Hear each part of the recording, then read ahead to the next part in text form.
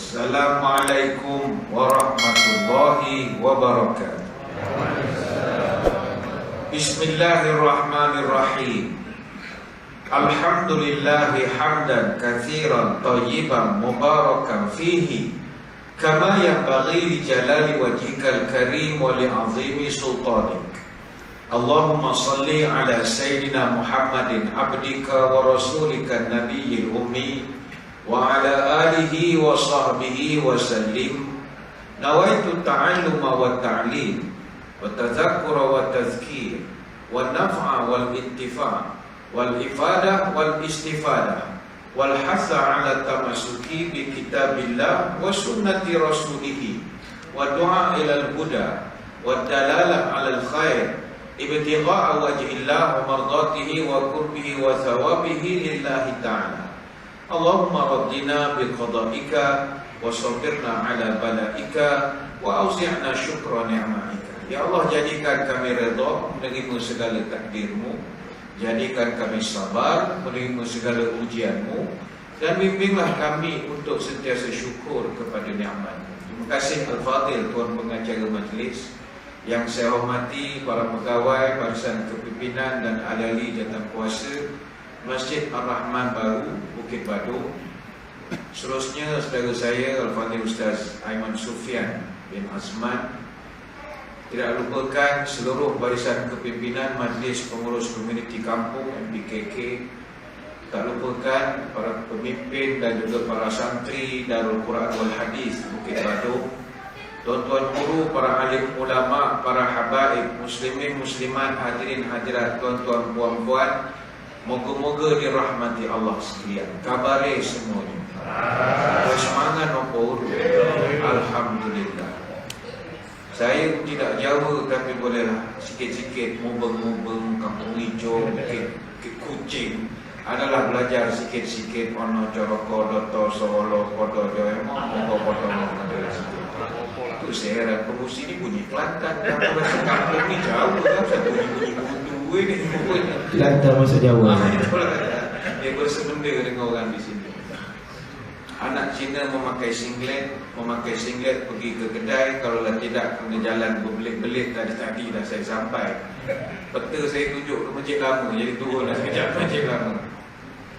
Hadirin hadirat sekalian, malam ini saya diminta bercerita tentang tajuk korban. Ada satu lagu, saya ini tak reti sangat nyanyi, reti tapi malu.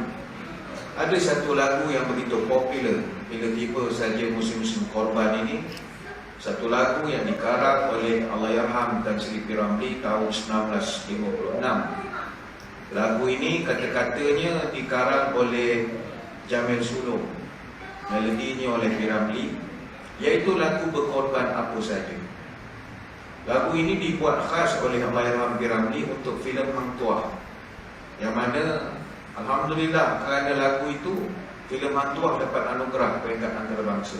Bukan kerana filmnya, kerana lagu terbaik.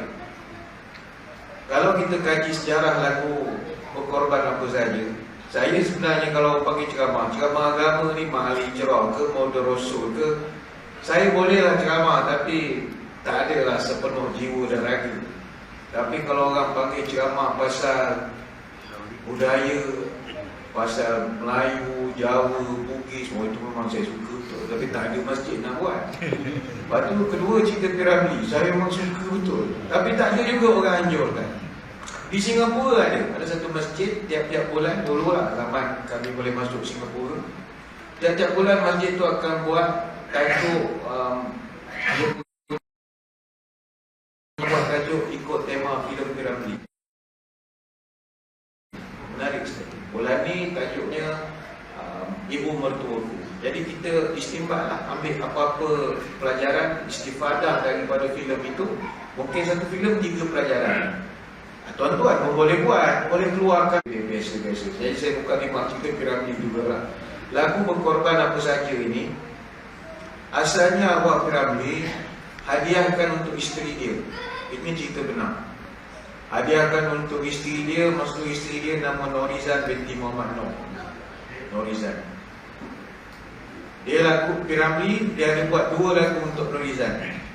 Satu lagu berkorban apa saja. Satu lagi lagu, tidurlah wahai permaisuri. Dua lagu. Kenapa Nabi Nabi pasal macam agama Nabi. Kenapa Piramli khususkan dua lagu untuk Norizan? Kerana Norizan ini dia kahwin dengan Piramli tahun 1955. Piramli buat lagu berkorban apa saja tahun 56. Dia kahwin masa tu umur Piramli 26, Norizan umur 28. Apa sebab? Kerana Norizan korbankan kehidupan Istana Perak, kerana sanggup bercerai dengan Sultan Perak, kerana nak berkahwin dengan Piramli. Dia buat lagu itu. Anda boleh google lah sejarah Piramli pernah kahwin dengan Permaisuri Perak. Dan Piramli juga berkorban kerana selepas dia kahwin dengan Norizan, dia tak pernah jejak kaki dia ke bumi Perak sehingga tanggal 4 Januari tahun 1963 apabila Sultan Perak itu mangkat. Sultan Perak akan berapa? Kaji sendiri. Ini hebatnya Piramli. Dan Piramli pernah berjanji dia bercerai sebab dia tak tahan hidup dengan Piramli. Dia orang istana, bangsawan, protokol, makan ada sistem. Piramli kan tak senonoh. Minum kopi sejuk, tidur pukul berapa, bangun pukul berapa. Hidup dengan orang tak ada disiplin, tak tahan dia, akhirnya bercerai. Ini cerita orang lah, saya pun tak tahu orang cerita. Jadi Piramli dia sayang kepada Norizan. Dia kata, aku janji satu hari aku akan jadikan kau permaisuri aku. Orang ketawa saja lah. Tapi siapa sangka tahun 73 Piramli buat filem terakhir dia, iaitu Laksamana Doremi. Dan dia ambil Norizan pegang watak permaisuri kerajaan Pasir Gua Putih. Maka sampailah ajak dia nak menjadi Norizan permaisuri. Yang menteri semua pakai topi bomber tu kan, permaisuri dia Norizan. Ini mukadimah sajalah. Jadi tuan-tuan sekalian, kalau kita tengok baik-baik di dalam lagu itu, pengorbanan ini adalah satu kata-kata yang penuh makna. Kita sendiri lahir dan hidup hasil dari sebuah pengorbanan. Jika malam ini usia kita 60 tahun, 70 tahun, 80 tahun, suami, anak-anak yang selalu ditinggalkan, semuanya berkorban keadaan kita sekarang. Kenapa kita perlu berkorban? Kerana itu adalah tanda kasih sayang. Berkorban apa saja, harta ataupun nyawa, itulah kasih mesra, sejati dan mulia. Itulah tandanya jika mahu diuji. Sebab itu kita sebagai orang Islam, kita sentiasa dituntut untuk berkorban dan mesti sanggup dikorbankan. Tidak boleh menetap jati, papan di Jawa dibelah-belah. Jangan diikut kehendak hati, kita di bawah perintah Allah. Kita korbankan hati, tahu akhirat tempat berhenti, tahu syahadat pangkal ibadat, tahu iman jadi pegangan, tahu Islam penyelamat alam, tahu kaji sempurna budi, yang agama berkukuhan, yang iman berteguhan, yang sujud berkekalan, yang amal berpanjangan. Sama makhluk perangai pun elok, maka di dunia jadi bertuah, di akhirat mendapat barakah. Ini sifat orang beriman. Dia sentiasa berkorban. Jadi salah satu pengorbanan yang kita nak lakukan pada bulan Zulhijjah ini, ayo kita rancakkan dan juga wang ringgit demi nak menunjukkan cinta kasih kepada agama. Ini peluang kita. Ma min ayamil amal salih fiha ahabbu ila Allah min hadhil ayamil ashr. Tidak adalah satu amal soleh yang lebih Tuhan cinta berbanding dengan amal yang kita buat pada hari-hari ini, iaitu 10 hari pertama pada bulan Zulhijjah ini. Kita sepanjang awal Zulhijjah ini buatlah banyak amal soleh. Itu Tuhan paling suka. Ya, lebih bagus daripada jihad fi sabilillah. Walau jihad fi sabilillah, kecuali illa rajulun kharaja bi nafsihi wa malihi falam yarji' min zalika bi syai'. Kecualilah engkau keluar berjihad fi sabilillah kemudian engkau mati syahid. Itu tak boleh challenge. Itu first class punya ibadat. Tapi ibadah sepanjang 10 yang pertama ini semuanya sangat dicintai oleh Allah. Maka saya menyeru diri saya dan seluruh muslimin muslimat sekalian, jomlah kita korbankan sedikit masa dan kesibukan kita ini untuk membanyakkan ibadah. Kata Ibnul Qayyim dalam kitab Zadul Ma'ad, wal layalil ashri wal awakhir min Ramadan afdal min layali ashri Zulhijjah. Kata dia malam 10 akhir Ramadan lebih afdal daripada malam 10 awal Zulhijjah. Walau bagaimanapun ayamu ashri Zulhijjah afdal min ayamil ashri min Ramadan. 10 hari siang bulan Zulhijjah lebih afdal daripada 10 hari siang 10 Ramadan yang terakhir. Jadi bulan ini special dia siang dia. Apa sebab special dia? Wa fiha yaumun Arafah wa yaumun Nahri wa yaumut Tarwiyah wa kaza wa kaza wa kaza. Dia ada banyak. Kata ulama pada 10 yang pertama ini, kata Ibnu Qudamah dalam kitab Al-Mughni, ada hari Arafah. Hari Arafah ni banyaklah manfaat dia. Berdoalah kita ramai-ramai. Waktu ada yaumul Nahar, ada hari kita menyembelih haiwan. Ini pun saya ingat tuan-tuan perempuan dah ramai asatizah yang bercerita tentang korban ini. Dan ada pula Yaumut Tarwiyah. Yaumut Tarwiyah ni hari special. Ini bagi orang tak pernah buat haji, dia pun first time lah dengar apa benda hari Tarwiyah ini. Hari Tarwiyah ini banyak sejarah. Kata Ibn Qudamah, pada malam hari Tarwiyah, Nabi Ibrahim AS ketika itulah dia bermimpi sembelih Nabi Ismail. Jadi keesokannya seharianlah baginda Nabi Ibrahim berfikir dan bertanya-tanya, adakah yang dimimpi itu perintah ataupun permainan syaitan. Jadi keadaan dia tertanya-tanya itu dalam bahasa Arab disebut sebagai yurawi. Yurawi ini itu yang Nabi jadi yurawi daripada tarwiyah. Dia tertanya-tanya mimpi ke mainan syaitan. Jadi dia tertanya-tanya. Dan biasanya kalau musim haji pada 8 Zulhijjah, kita jemaah haji akan menuju ke, sepatutnya ke Mina, tapi sekarang ni terus pergi ke Arafah. Dulu orang 8 hari bulan Zulhijjah akan pergi ke Mina untuk bermalam. Keesokan siang dia pergi ke Arafah untuk melontar. Tapi sekarang kampung haji tak nak pening, 8 hari bulan naik bas ramai-ramai terus pergi ke Arafah. Itu pun duduklah di Arafah.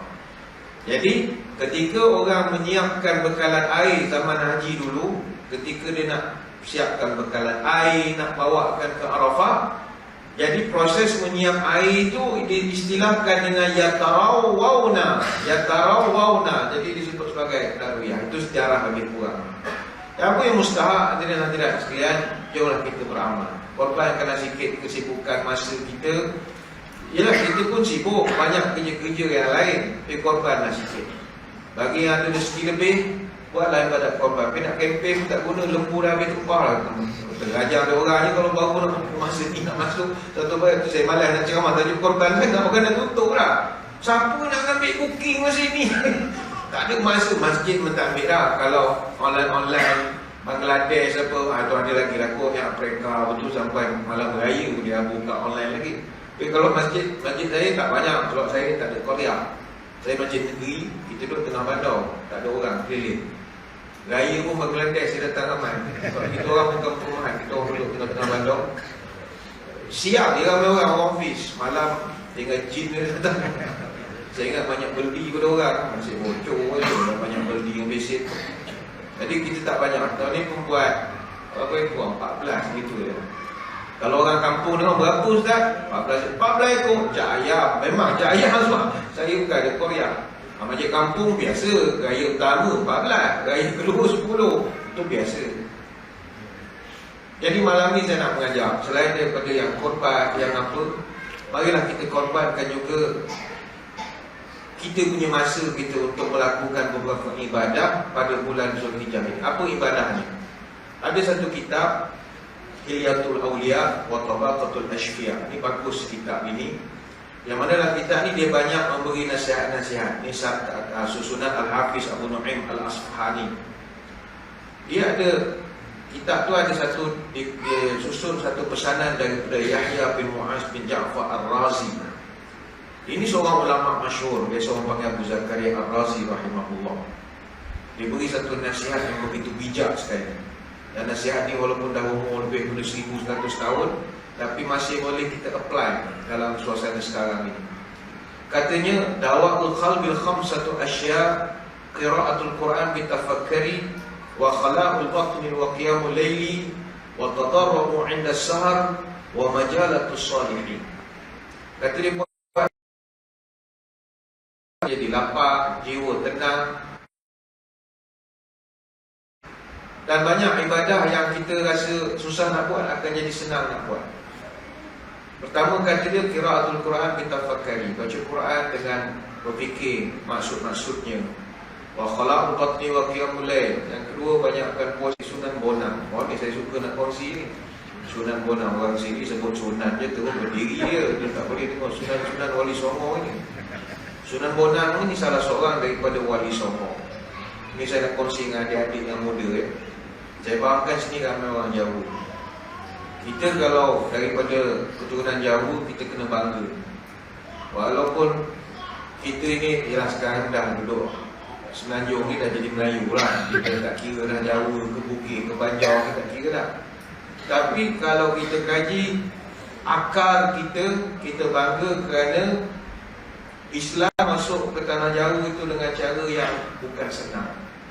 Pengorbanan yang luar biasa sekali.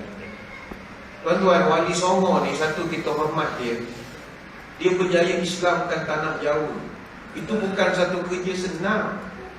Susah tuan-tuan, kita nak Islamkan perumahan kita sangat susah berkembang di tanah Jawa. Tak macam di Semenanjung Malaysia dan Sumatera, senang saja. Turun di pasar itu Islam semua. Tanah Jawa paling susah. Ada beberapa catatan sejarah yang rasmi, catatan dinasti Tang. Di China punya rekod. Islam masuk ke Kalinga. Kalinga ni di Jawa. Masehi, maknanya sezaman dengan era peralihan kuasa daripada Sayyidina Ali ke Muawiyah. Jadi Islam tu masuk begitu awal. Tapi adakah bila Islam masuk ke Kalinga bermakna orang Jawa sudah Islam? Tidak. Islam dia masuk. Islamkan tanah Jawa ketika itu. Orang Jawa zaman itu punyalah tanah Islam. Dia bunuh semua keluarga yang dari Parsi yang Muslim. Tinggal 200 keluarga saja. Jadi sultan-sultan yang Muslim di tanah Arab, di Parsi, murka. Orang hantar baik-baik, dia pergi bunuh semua. Mereka kirim wali-wali, awliya.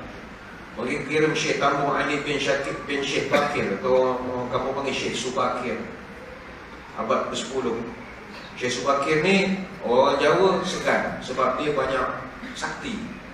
Dia orang minat lah, dia macam saya cakap sembung sikit, boleh terbang. Mana ni dia nak magic, boleh alih botol ke sini. Semua dia minat itu. Bawa keris, berdiri keris, dia suka lah. Dia dengar dia ceramah. Magic-magic ni dia suka. Tapi dia berdakwah, Islam tak juga masuk. Islam tidak pernah berkembang, tak mendapat sambutan daripada warga pribumi. Berdasarkan rekod rasmi, Marco Polo pernah lawat Perlak. Perlak ni dekat Aceh tahun 1292. Kemudian dalam catatan dia, di Perlak ketika itu yang Islam Cina saja. Orang tempatan tak Islam. Dia marah dengan kita. Siapa mu'alaf sebenarnya?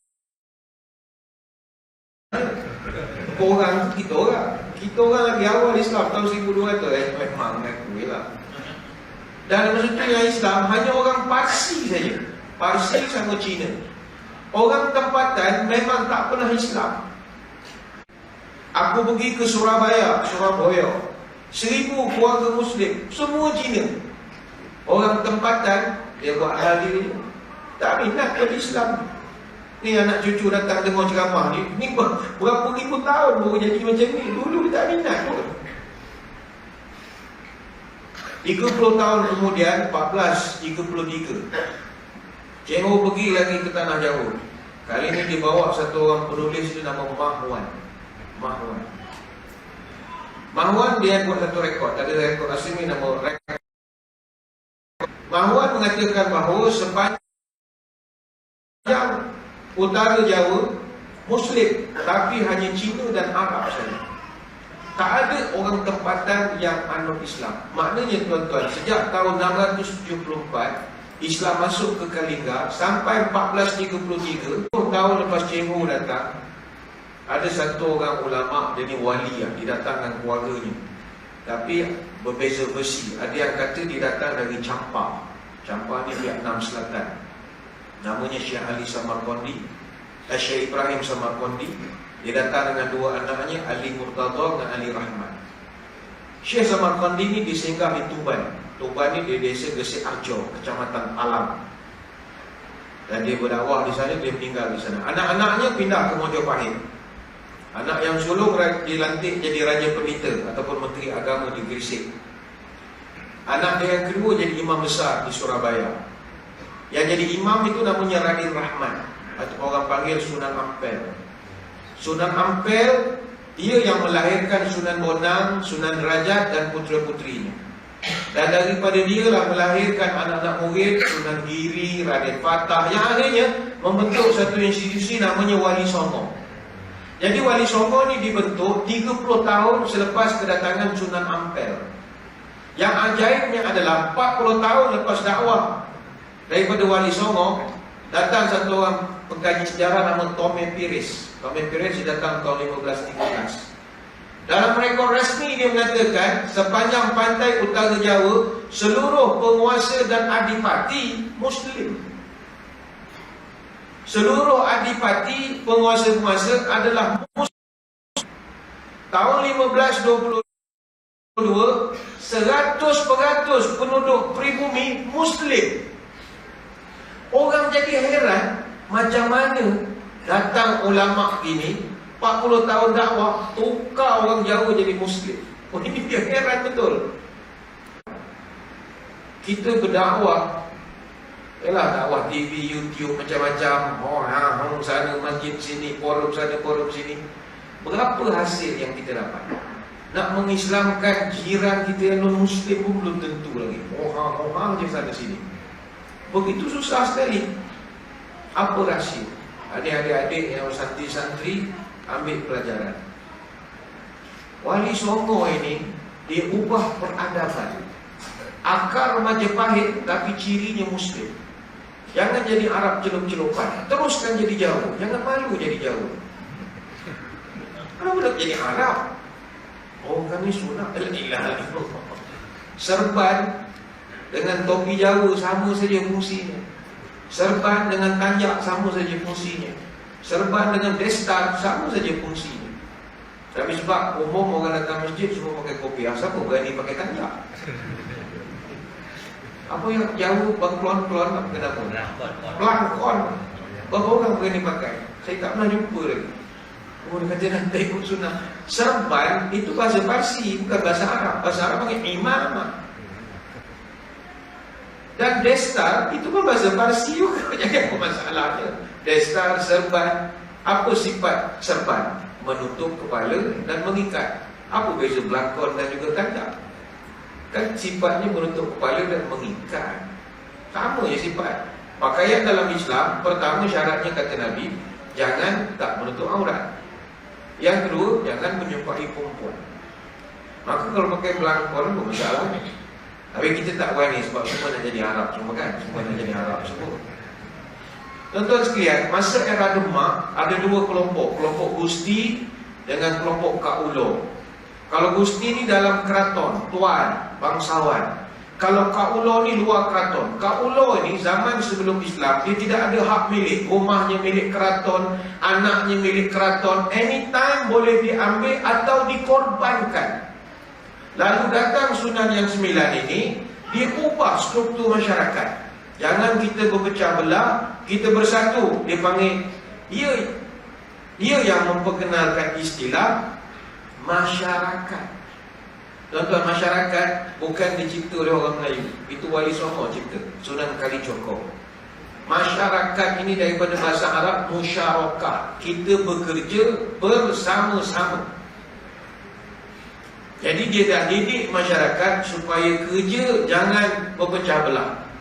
Tapi maaf tuan-tuan, bukan senang untuk nak Islamkan orang Jawa, khususnya daripada segi nak menurunkan diri mereka tu ke bawah. Payah. Maaf tuan-tuan di sini kalau yang masih boleh berbahasa Jawa. Saya ada buat research jugalah. Ada satu kajian akademik pernah dibuat di kampung tuan-tuan. Berapa orang di sini, berapa persen yang masih boleh cakap Jawa itu dah berapa persen saja, berapa. Itu ada data dikeluarkan. Berapa persen yang masih boleh ono cara pada atau soal pada Jawa itu belum tentu lagi. Yang muda-muda semua nada jangan cakap Arab semua, Jawa Arab. Jawa dah habis, dah hampir tak ada lagi. Kalau kita tengok Jawa, bahasa dia, dalam bahasa Jawa tidak ada perkataan kalah. Jawa hanya ada perkataan menang, mati. Dia takkan kalah. Macam mana tuan-tuan Sunan Kalijogo nak mendidik masyarakat yang tak nak kalah? Dia nak dua je, menang, mati. Kalau dia pergi berlawan, sama dia menang ataupun mati. Seri lagi tak adanya. Seri tak ada. Jadi Sunan Kalijogo ajar, jangan kita bukan kalah, kita ngalah. Ngalah itu daripada Wali Songo. Ngalah. Kenapa ngah? Ngah tu kan kalau bahasa Jawa menuju.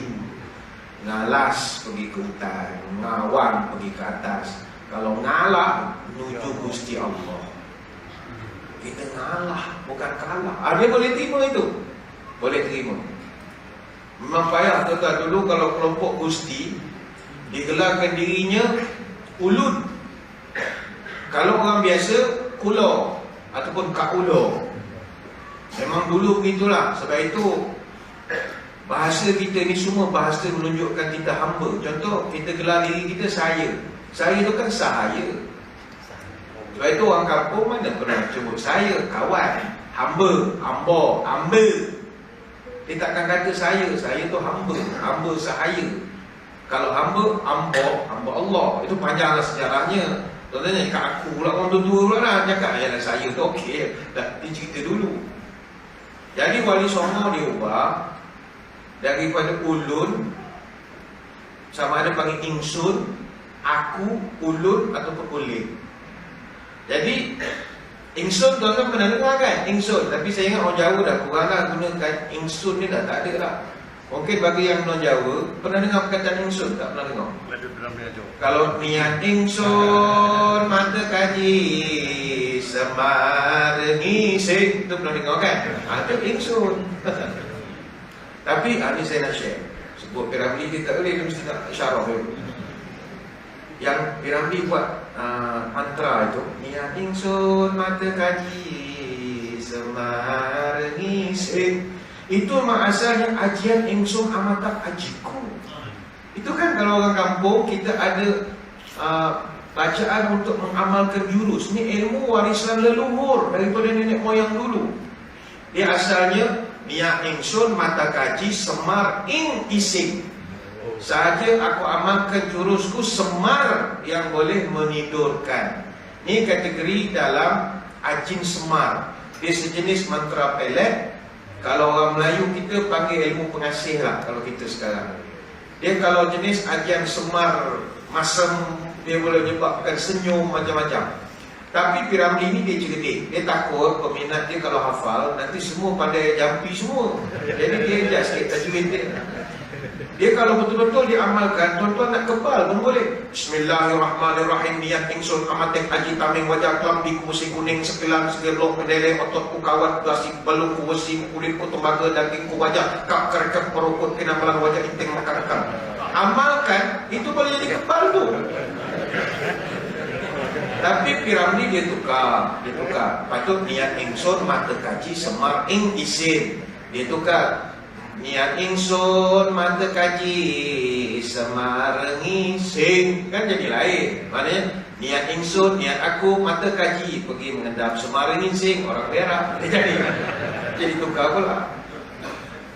Sudin pun jawab, rampung ngising semar lem. Lepas berak tidur. Yang masa kasih baba lupa mantra, iso ngising, semar ngising, iso ngising. Itu kalau cakap kau tak makan. Ini kebijaksanaan Piramli. Baik itu maaf, orang nenek moyang kita orang Jawa sebelum Islam, dia terkenal dengan konsep adigar, adikum, adiguno. Ini payah nak diubah tuan-tuan. Nak memerlukan satu teknik dakwah yang begitu kuat sekali.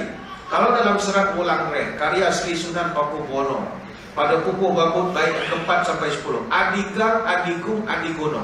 Anak Jawa wajib adigang, kuat. Kalau asyik demam ni berhentilah jadi Jawa. Asyik demam dia mesti kuat. Dia mesti adigung, memiliki kekuasaan. Dia mesti adigono, cerdik.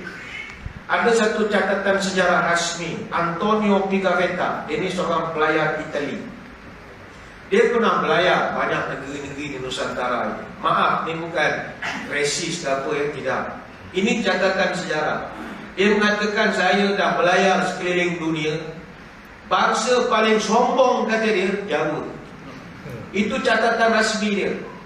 Apa sebab? Kata dia, orang Jawa, kalau ada bangsa lain jalan di tempat yang lebih tinggi daripada dia, dia akan suruh untuk turun. Pantang dia. Jangan ada orang lebih tinggi daripada dia. Terutama yang orang itu bukan bangsa Jawa. Melayu ke, Bugis ke, Banjar ke, jangan lebih tinggi daripada dia. Ini belum Islam ni. Bayangkan kalau orang macam ni pergi ke LCC, macam mana nak jalan? China situ, India situ, Bangladesh situ, mati dia macam tu je lah. Dia pantang dia. Banyak lagi lah dia ceritakan kecil hati. Memang satu-satu memang sombong betul zaman itu. Dia ada rujuk dalam Google pun ada Pigafetta's Account of Magellan's Voyage. Dia pencatat untuk Magellan. Baik itu Sunan Kalijogo fikir, macam mana aku nak masukkan elemen Islam ke dalam satu bangsa yang memang tak nak campur dengan orang, tak nak orang lebih tinggi daripada dia. Macam mana nak masukkan iman, akidah? Jadi antara dia perkenalkan menerusi makanan. Ini saya ingat ramai yang dapat orang share tentang asal-usul ketupat dan berbagai-bagai lagi. Itu titik permulaan dia. Kan ketupat itu diperkenalkan oleh Sunan Kalijogo. Asalnya kiblat papat lima pancir, 4 arah mata angin, 1 pusat menuju Gusti Allah. Itu kan ada falsafah dia. Kemudian dia bila nak dimasak mesti direbus, daunnya itu dianyam dan macam-macam lagi lah. Ini kebijaksanaan Sunan Kalijogo. Yang kedua, kebijaksanaan Wali Songo dulu adalah mereka ini berjaya mengekalkan orang-orang Jawa ketika itu. Walaupun mereka ini Islam, tapi mereka tidak meninggalkan budaya. Asimilasi budaya dengan syarak.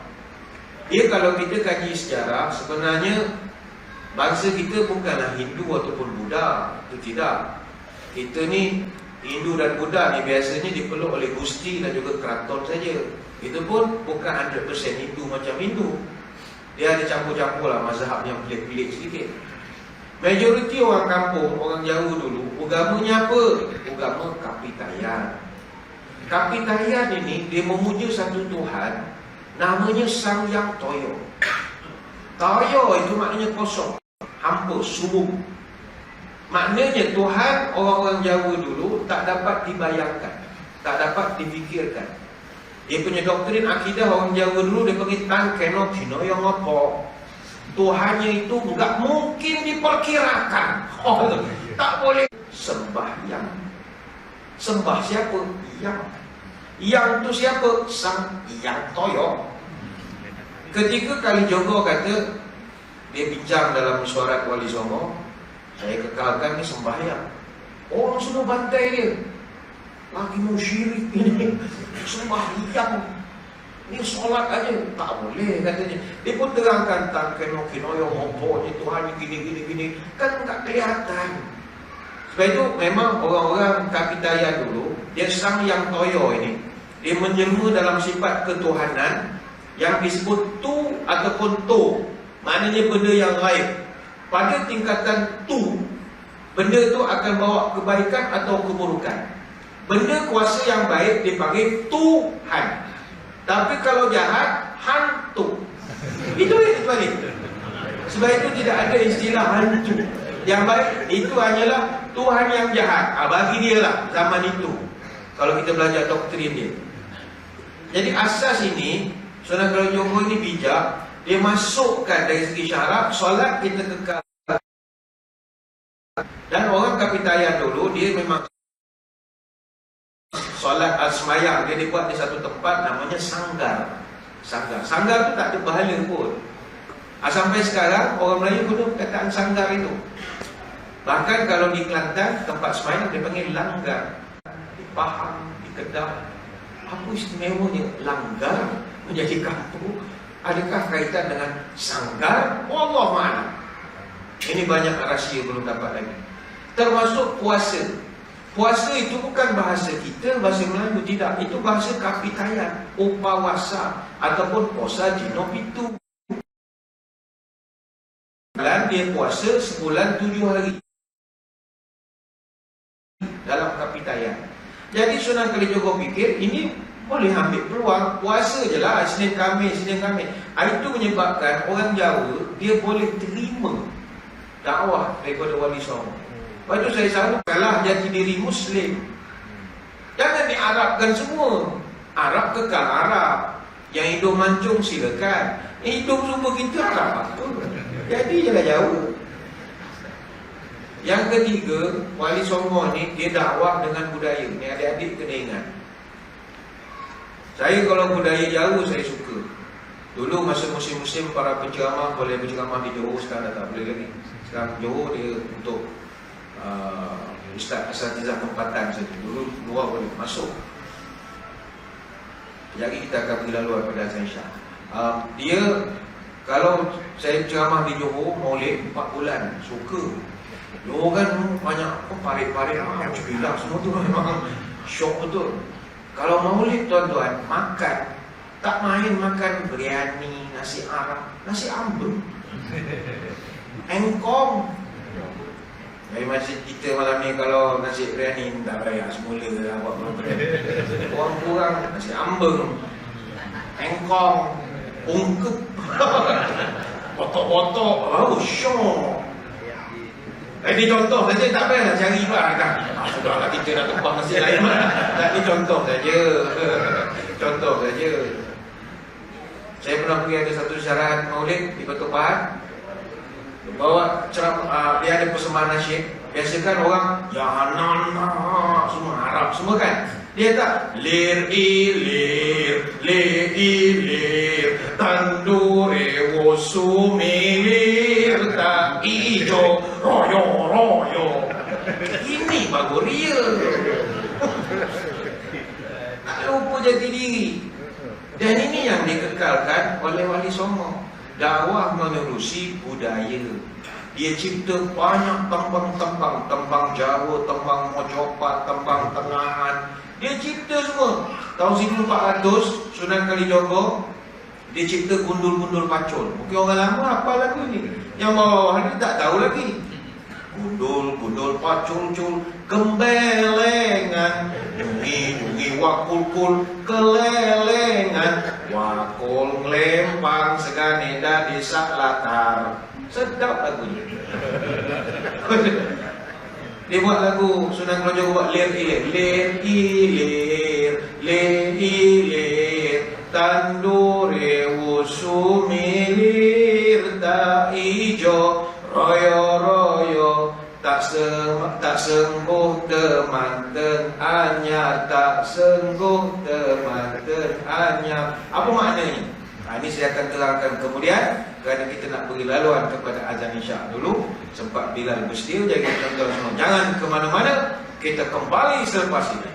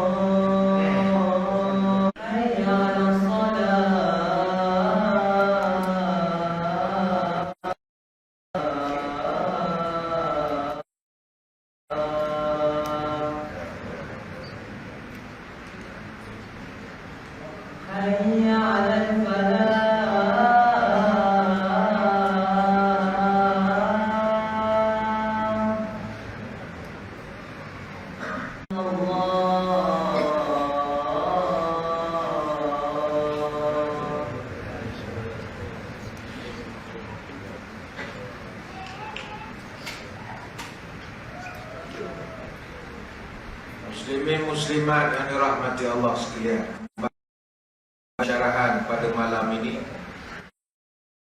berkaitan tajuk korban. Maaf saya tidak cerita sangat tentang korban kerana korban pun dah ditutup. Jadi tuan-tuan tak payah nak booking lagi dah, tak ada orang yang ikut tuan-tuan ni. Jadi malam ni kita cerita apa amalan kita nak buat sepanjang orang lain.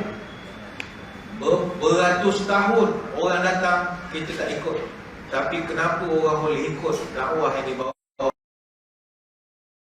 Pelajaran untuk kita. Tadi saya sebut sunan-sunan ni, antara Sunan Kalijogo, dia buat lagu lir-ilir, gundur-gundur pacul dan sebagainya lagi. Ini dalam rangka nak memberi pendidikan kepada masyarakat. Sebab dia tahu bangsa kita suka hiburan. Ini yang saya nak kongsikan, satu amalan yang diajarkan oleh Sunan Bonang. Sunan Bonang, dia ada buat tombok hati. Yang ini saya nak kongsikan amalan dia ni. Kata dia, inilah bentuk lagu. Tombok hati karane kaping pisan moco Quran lan maknane, kaping pindo salat mengilah kanono, kaping telu kang soleh kumpulono, kaping pak hutang tak tahu yang penting panjang tak. 5. Kepada yang non Jawa kita terjemahkanlah kesian pula dengan tadi.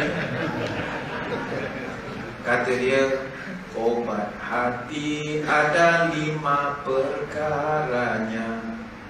Yang pertama, malam berpanjanglah, salah satunya siapa bisa menjalani. Moga-moga Gusti Allah mencukupi. Simple. Ini yang 10 Zulhijjah ini saya ringkaskan. Pertama sekali, ada satu kenderaan WPM 9774, didapati lampunya on. Jadi kita takut baterinya habis nanti. Ada lampunya tak di. Satu kata dia moco Quran, lah maknanya. Bacalah Quran, tetapi mesti merenungkan maknanya.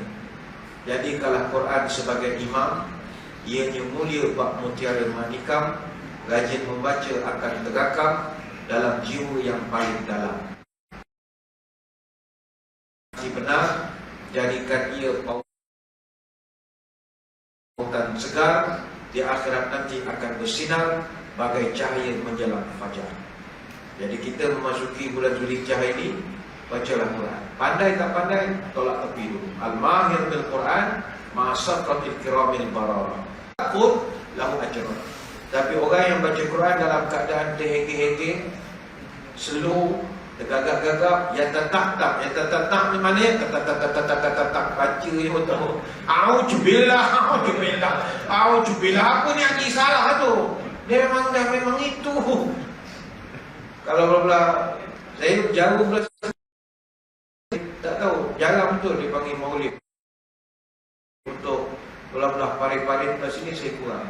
Dan saya dipahamkan jauh belah Selangor ni dia lain sikit. Kalau jauh belah Johor tu saya banyak campur. Kalau jauh belah Johor tu pekat betul.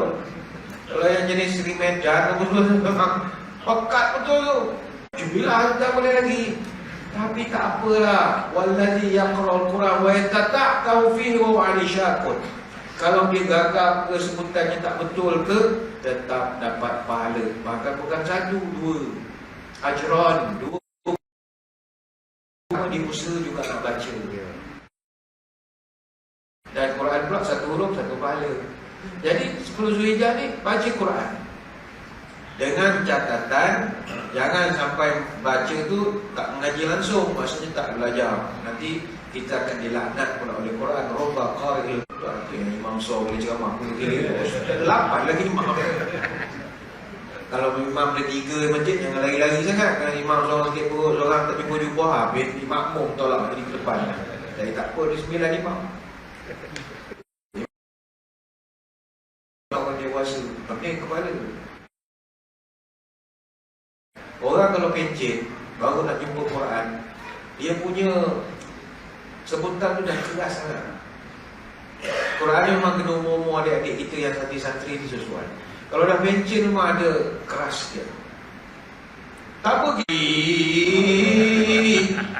mana pula Quran ada almari. Pusing Quran. Haji ni buka almari. Habis apa? Alif Lam Mim Ra. Oh begitu. Kalau baca asing-asing kenapa tulisannya bersambung Ustaz? Tak boleh ajar. Ini ingat ni minit suara dia boleh ajar je. Ini Quran lah, baca je lah. Banyak tanya. Ni ingat suara agung ada, boleh usul, boleh pindah itu, ini buang minit. Apa ada baca. Kenapa mengelirukan Ustaz? Patut dia asing lah. Alif satu, lam satu. Baru orang tak keliru Ustaz. Bila dia cakap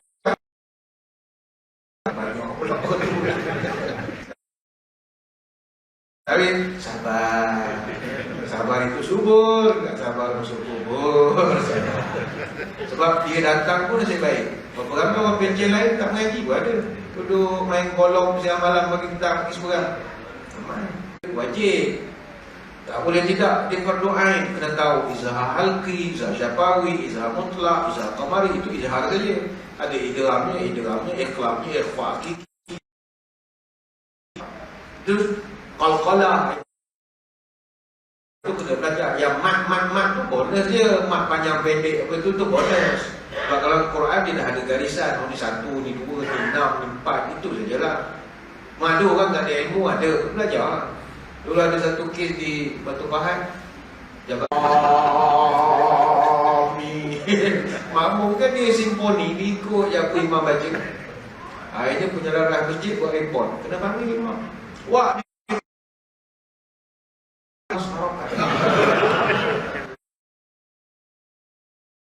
saya dulu mengaji di pondok itu memang 16 tu, mengaji pesantren 16. Dah macam mana 16? Wah, try sekali.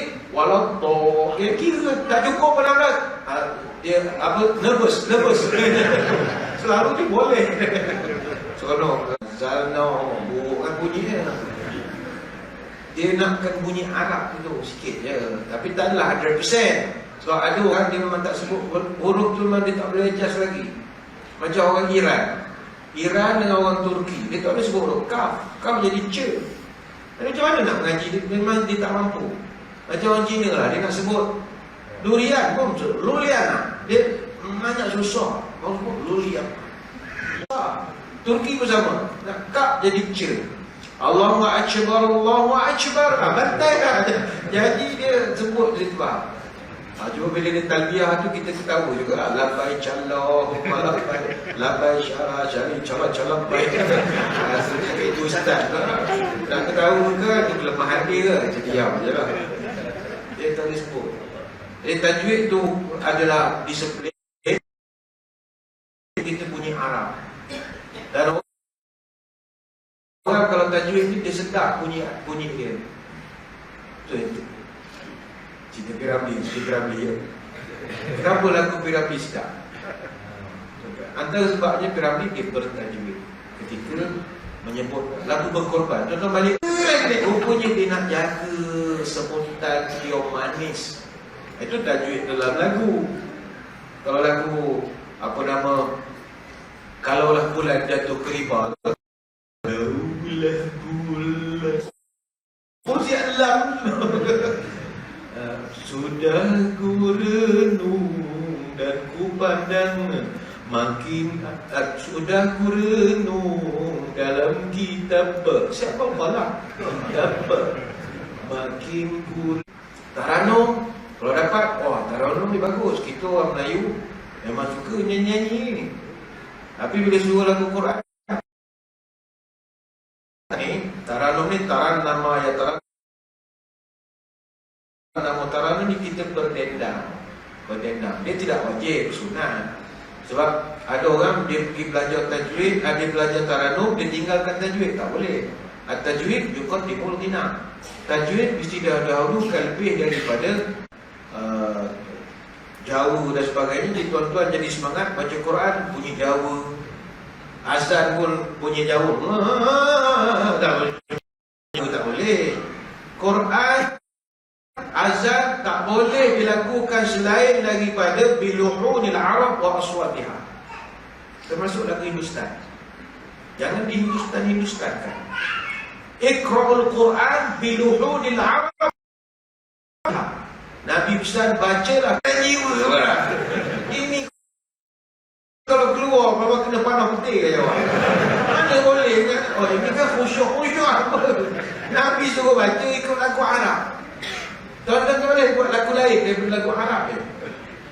Itu undang-undang. Ini law. Syair Arab ni dia ada lagu. Syair Romal misalnya. Tala'al badru alaina. Itu syair Arab dia. Wadduha wal laili idza saja. Salah. Sebab Nabi tak bagi. Dia lagu Quran ni dia ada lagu dia. 50% daripada qari kita akan baca bayati, shobah, hijaz, nahwan, ros. Ataupun bayati, hijaz, nahwan pada 10 Zulhijjah ini, yang pertama ini, dapatlah makam kita naik. Jadi seronok baca Quran. Yang kedua sunan bonang pesan. Tombati kulimo perkara ni kaping pisah maca Quran lama. Kaping pindo solat mengilat. Tombati kulimo perkara ni kaping pisah maca Quran lama nani kaping pindo solat mengilat. Berpuasa. Yang kedua katanya berpuasa. Kita bulan Zulhijjah ini kita sangat disuruh berpuasa. Lepas tu tadi saya ucapkan tahniah kepada tuan-tuan yang telah berjaya berpuasa pada awal Zulhijjah ini. Nanti kita ada hari Senin ni, esok pun nak mula pun tak ada masalah. Disunat sampai 9 Zulhijjah. Sebab itu Hunaidah bin Khalid, dia pernah dengar cerita daripada isteri dia. Isteri dia dengar daripada isteri-isteri Nabi yang bercerita. Mereka kata, kana Rasulullah SAW yasumu tis'a Dzulhijjah, dan kemudian berpuasa 3 hari setiap bulan. Hadis Abu Daud. Jadi kita ada kesempatan puasalah pada bulan ini. Yang ketiga, kata Sunan Bonang, solat menghilangkan orang. Mesti sembahyang malam, zikir banyak-banyak. Kita masuk 10 Zulhijjah ini, mesti banyakkan kita ini berzikir. Sebab itu Allah Ta'ala sebut dalam Quran surah Al-Hajj ayat 28, liyashhadu manafi'a lahum wa yadhkuru ismallahi fi ayyamin ma'lumat, supaya mereka dapat menyaksikan pelbagai manfaat bagi mereka dan mereka menyebut nama Allah pada hari-hari yang telah ditentukan. Kata Ibnu Abbas, ayyam ma'lumat itu adalah hari-hari 10 pertama pada bulan Zulhijjah. Apa zikir nak buat? Zikir yang lebih diutamakan pada hari-hari yang 10 ini adalah banyaklah subhanallah,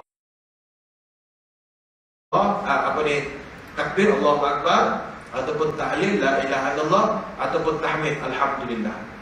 Kata Ibnu Umar, ma min ayamin a'zamu indallahi wa la ahabbu ilaihi min al-amal fihinna min hadhihi al-ayyam fi ayyamin 'ashri yukabbirani wa yukabbiru an-nasu bitakbirihima.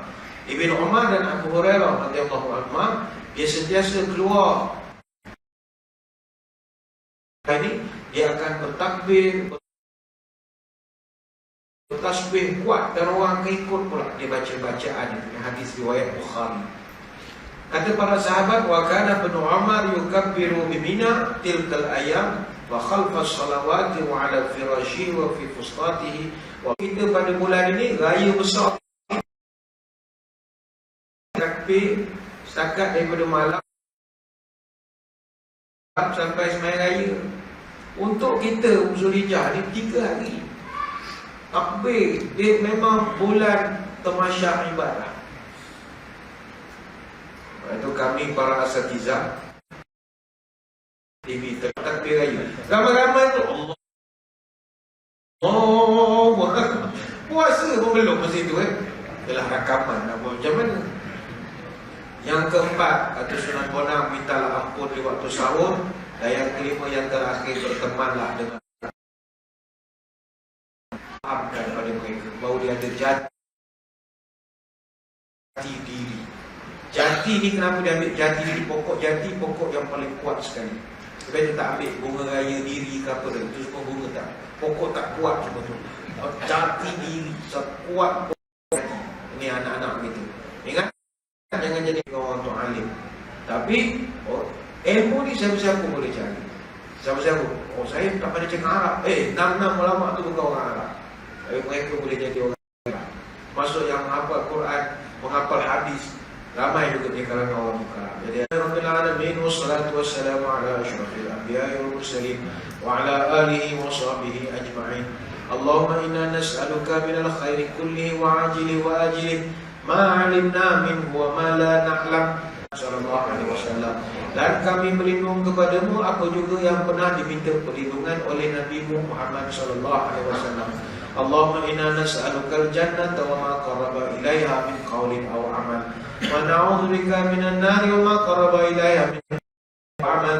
Wa nas'aluka an taj'ala kulla qada'in qadaitahu lana khairan. Ya Allah, kami mohon padamu surga dan apa yang boleh mendekatkan kami kepada surga, sama ada melalui ucapan kami atau perbuatan kami.